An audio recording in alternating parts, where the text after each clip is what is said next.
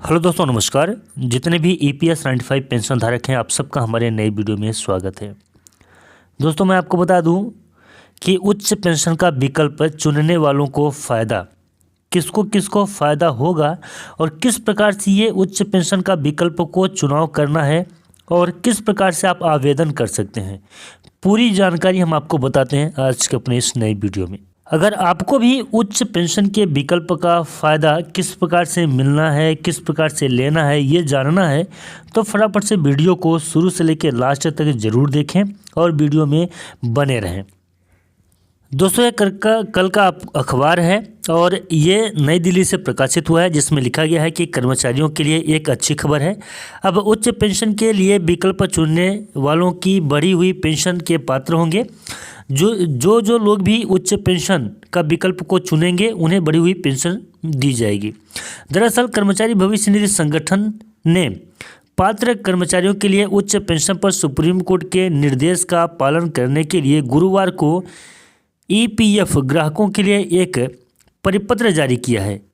EPFO परिपत्र कर्मचारियों को उच्च पेंशन पाने के लिए पात्रता शर्तों को स्पष्ट कराता है।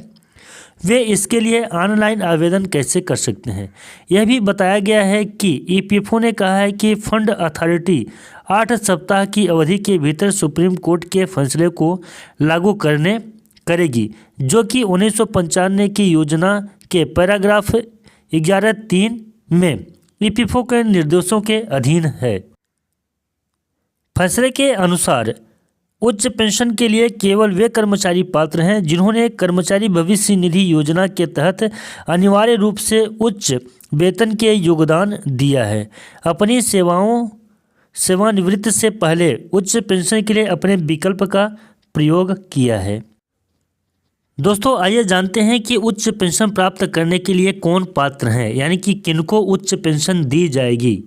तो जो पहले नंबर पे उच्च पेंशन पाने के पात्र हैं, 1995 योजना के पैरा 11(3) के तहत विकल्प का प्रयोग करने पर 1 सितंबर 2014 से पहले सेवानिवृत्त होने वाले कर्मचारियों को पेंशन योजना के पैरा 11(3) के प्रावधानों द्वारा कवर किया जाएगा। साथ ही साथ EPS सदस्य जिसने कर्मचारी के रूप में 5,000 या 6,500 रुपये की तत्कालीन प्रचलित वेतनमान सीमा से अधिक वेतन में योगदान दिया था, वह योजना के तहत पात्र होगा।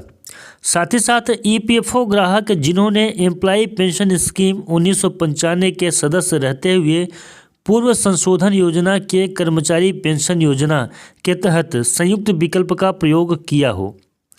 EPFO सदस्य जिनका इस तरह से विकल्प का प्रयोग EPFO द्वारा अस्वीकृत कर दिया गया था। उच्च पेंशन के लिए केवल वे कर्मचारी पात्र हैं जिन्होंने कर्मचारी भविष्य निधि योजना के तहत अनिवार्य रूप से उच्च वेतनमान में योगदान दिया है।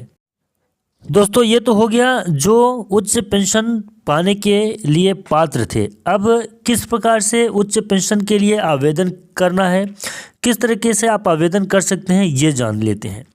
इसमें पहले नंबर पे है EPS सदस्यों को संबंधित क्षेत्रीय कार्यालय में जाना होगा और उचित दस्तावेजों के साथ आवेदन जमा करना होगा। साथ ही साथ दूसरे नंबर पे है आवेदन उस रूप और तरीके से किया जाएगा जैसा कि आयुक्त द्वारा निर्दिष्ट किया गया हो। तीसरे नंबर पे है सत्यापन के लिए आवेदन पत्र में पूर्वोक्त सरकारी अधिसूचना में दिए गए आदेश के अनुसार अस्वीकृति शामिल हो। चौथा नंबर पे है भविष्य निधि से पेंशन निधि में समायोजन की आवश्यकता वाले शेयर के मामले में पेंशनभोगी की एक स्पष्ट सहमति आवेदन पत्र में दी जाएगी। पाँचवें नंबर पे है EPFO के पेंशन फंड में छूट प्राप्त भविष्य निधि ट्रस्ट से धन के हस्तांतरण के लिए ट्रस्टी का एक उपक्रम प्रस्तुत किया जाएगा। तो दोस्तों, ये लोकमत समाचार के माध्यम से प्रकाशित हुआ है कि कौन से उच्च पेंशन के लिए पात्र हैं और कौन लोग आवेदन इसमें कर सकते हैं और आवेदन करने का जो प्रोसेस है वो किस प्रकार से है। तो सारी की सारी जानकारी आप लोगों तक मैं पहुंचा दिया हूं और आशा ही नहीं पूर्ण विश्वास भी है कि जानकारी आपके समझ में आई होगी।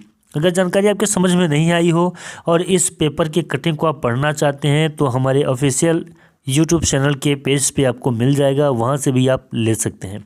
फिलहाल दोस्तों आज के लिए बस इतना ही था। यह जानकारी और वीडियो आपको कैसा लगा कमेंट में हमें ज़रूर बताएं। मिलते हैं किसी नई वीडियो में और नए अपडेट में, तब तक के लिए नमस्कार, जय हिंद, जय भारत।